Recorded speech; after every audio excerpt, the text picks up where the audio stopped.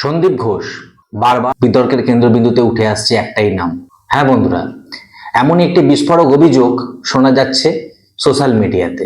তো কি সেই বিস্ফোরক অভিযোগ অবশ্যই বলবো এই প্রতিবেদনে। সন্দীপ ঘোষ প্রথমে দুর্নীতি মামলায় গ্রেপ্তার হয়েছেন সিবিআই এর হাতে, পরে ধর্ষণ এবং খুন আরজি করে যে ঘটনাটি ঘটেছিল আপনারা সকলেই সেটা জানেন। সেই ঘটনাতে সিবিআই গ্রেপ্তার করেছে। ওনার বিষয়ে বিস্ফোরক অভিযোগ এর আগেও উঠেছে, থাইল্যান্ডের একটি ঘটনা কিন্তু এর আগে একটি আলোচনার কেন্দ্রবিন্দুতে উঠে এসেছিল। এবার শোনা যাচ্ছে রূপান্তরকামীদের থেকে একটি বিস্ফোরক অভিযোগ। তো কি সেই অভিযোগ? 2013 থেকে 2017 অবধি তিনি মুর্শিদাবাদ মেডিকেল কলেজে বিভাগীয় প্রধান ছিলেন। সেই সময় বহরমপুরে তার একটি ফ্ল্যাট ছিল। সেই ফ্ল্যাটেতে তিনি বিভিন্ন রূপান্তরকামীকে আমন্ত্রণ জানিয়ে, মানে তাদের সাথে আগে সোশ্যাল সাইটে যেমন ফেসবুক বা টুইটার বা ইনস্টাগ্রাম, সেই সব সাইট থেকে বন্ধুত্ব করে তাদেরকে ফ্ল্যাটে ডেকে তাদের সাথে শারীরিক সম্পর্ক করতেন। শুধু তাই নয়, দেখুন, শারীরিক সম্পর্ক করাটা বা কোনো অন্যায়ের মধ্যে কিছু পড়ছে না, কিন্তু তিনি যেভাবে জিনিসগুলো করতেন, বিস্ফোরক অভিযোগ করছেন, কামড়াতেন, খেমচাতেন, মারতেন, এরকম কিছু জঘন্য আচরণ তিনি করতেন। হ্যাঁ বন্ধুরা, এরকমই একটি অভিযোগ উঠে আসছে। চলুন সে অভিযোগটি প্রথমে শুনে নিই।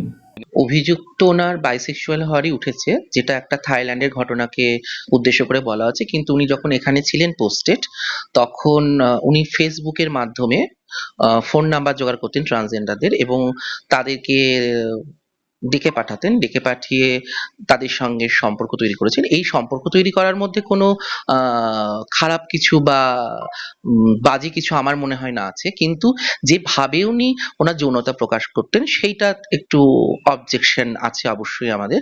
সেটা হচ্ছে উনি কামড়ানো, খিমচানো, মারা, এই ধরনের ওনার ব্যবহারিক বিষয়টা ছিল।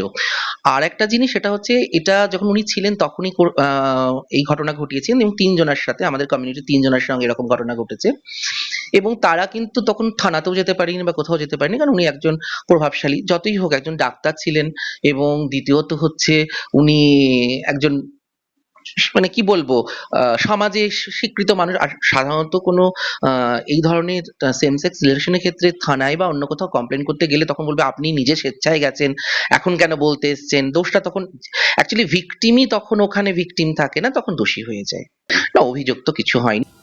তো শুনলেন বন্ধুরা, সন্দীপ ঘোষ ফেসবুকের মাধ্যমে রূপান্তরকামীদেরকে ফোন নম্বর জোগাড় করতেন, তাদের সাথে বন্ধুত্ব করতেন এবং ফ্ল্যাটে ডেকে তাদের সাথে যৌনতা প্রকাশ করতেন। তো এনার বক্তব্য, যৌনতা প্রকাশ করাটা কোনো অন্যায় নয়, কিন্তু উনি যে আচরণগুলো করতেন সেগুলো অতি জঘন্য এবং নিম্নমানের। তো ওনারা 3 জনের ক্ষেত্রে ঠিক এরকমটা ঘটেছে বলছেন এবং ওনারা কি থানাতেও অভিযোগ জানাতে পারেনি, কারণ যেহেতু ওনারা নিজেরা গেছিলেন সন্দীপ ঘোষের ফ্ল্যাটে, তাই তারা কোনো অভিযোগ লিখিত করতে পারেননি।